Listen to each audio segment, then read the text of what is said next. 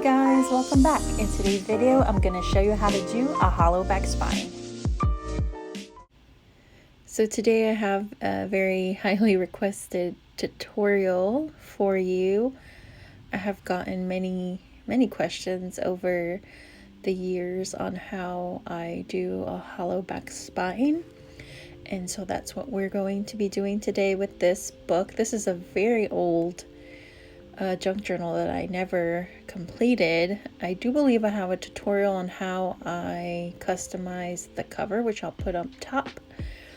But I had a vision for this journal and it just didn't work out. So first, you are going to want to measure your spine. This is very important because if it's off even by a little bit widthwise, it's going to create an issue with opening and closing the book. So the saying measure twice, cut once definitely applies in this area. So here you see that I'm using a file folder to create that faux spine. You don't have to use a file folder.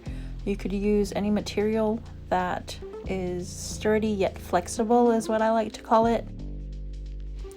What's important is that it bends. The tearability factor isn't really that important at this step, but we will be reinforcing it later so that it doesn't tear and that it holds the weight of the signatures. The other thing you want to keep in mind when you are cutting down the faux spine is that you're not going to want to use the height of the book spine as your guide. You want to use the height of your signatures because you don't want it to stick out above the signatures once it's all set and done and you're getting ready to glue that faux spine in. Okay, so once we're done cutting it down, I'm just going to take the book cover and measure to make sure it's not wider than the spine on the book, because like we said, it won't close properly later on. So that is the last thing for this step, and then we'll move on to the next step. So our next step is going to be to choose something to reinforce your faux spine with. Here I'm going to use fabric, and I like fabric because there's different patterns obviously, and you can choose something that matches the theme of your book, and that way it's really cute. It peeks out in between your signatures. I know there's some other material that I have heard of other people using.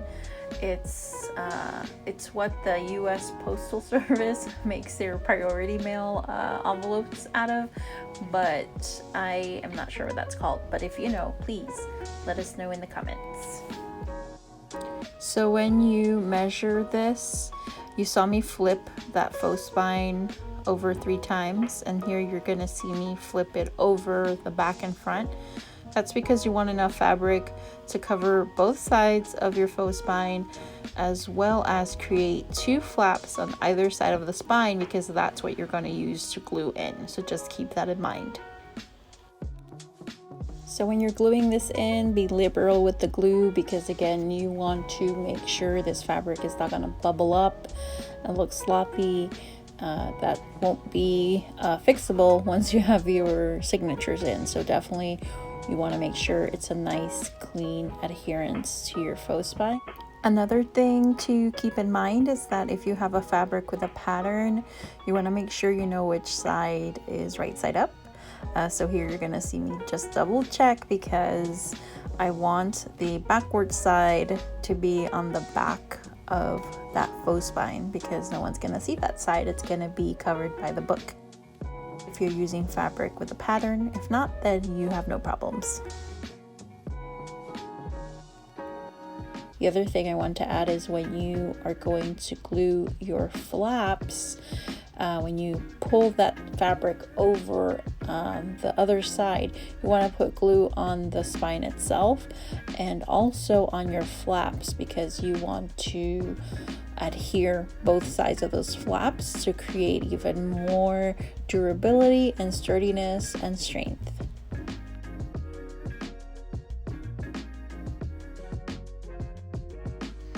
So your finished faux spine is gonna look a little something like this.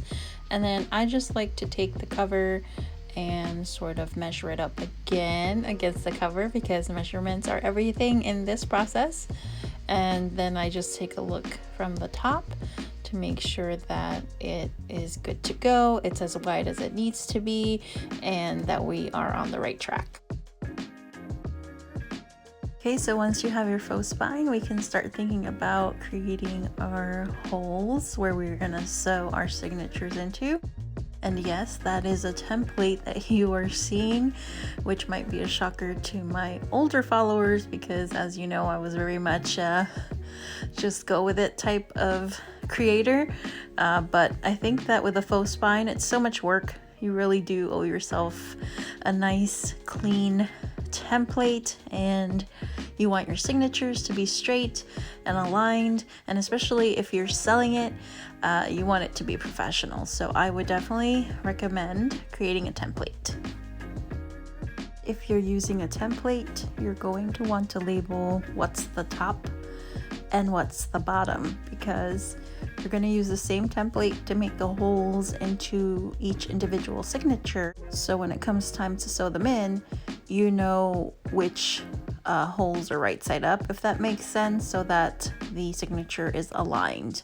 And we'll see that in a little bit here. So now I've folded the template in half so that it fits into my signature, and I can make the holes that are aligned with the ones I just made on the spine. So you're going to repeat this process for however many signatures you have.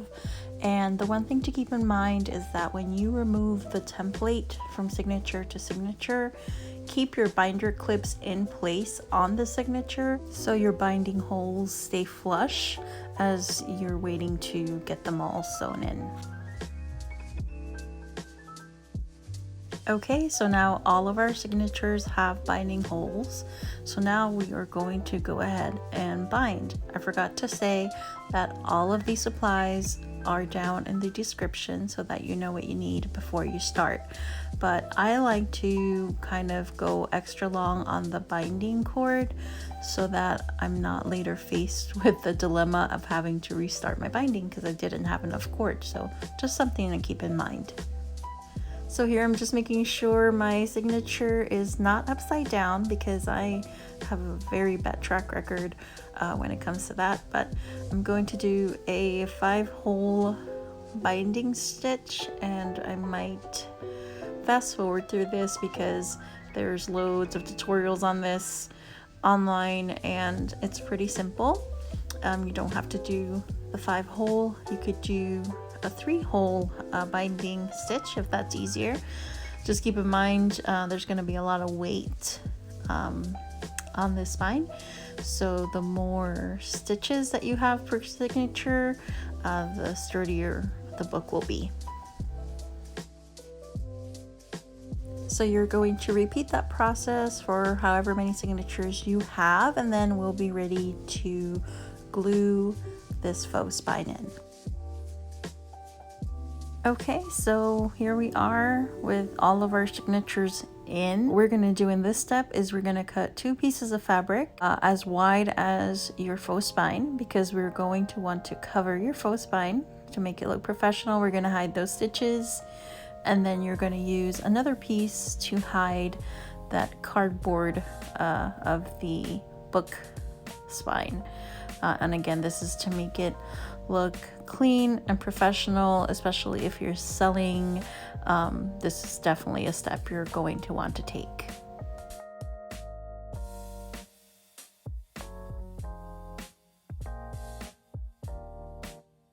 Okay, so we're ready to glue in our faux spine. I like to align the spines and then just open one side of the cover.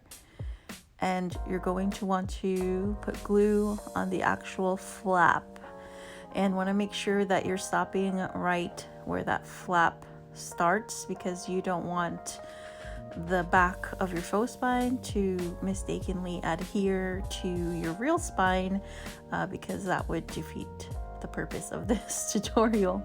But as you can see, I'm being liberal with the glue, but being careful about my borders. Once you have all your glue in place, you're gonna very gently close your cover, and that's gonna cause the fabric to adhere to that front cover. And then you just want to massage it, making sure you're really working that crease right where the spine and the front flap starts, because you want it to be nice and mobile and fluidly moving, because that's going to mimic the book actually opening and closing. So that's going to be our first side, and we are going to repeat the same process for our other side. So once you're satisfied with how your spines are aligned, I like to set this upright to cure and set for 24 hours. You can do this by taking a heavy object and placing it at the front and another heavy object at the back. You don't have to leave it 24 hours. That's just me personally. Just my quality standard, especially for books that I'm selling. But if you're just doing this for yourself, then just follow whatever directions are on the glue that you're using. Okay, so 24 hours have passed. We can now open up the book and see how it is, making sure that it is opening up okay, closing okay. And our last step here is going to be to add our inner covers so that we have a nice clean look. So that is going to wrap up our hollow back spine tutorial. I hope you guys learn lots. Please leave me any additional questions down in the comments, or just comments in general. I love to read them, and I'm just showing you how magical the hollow back spine is there. And again, supplies are down in the description. And I want to thank you so much for stopping by. I love you so much, and I will see you on the next one. Bye.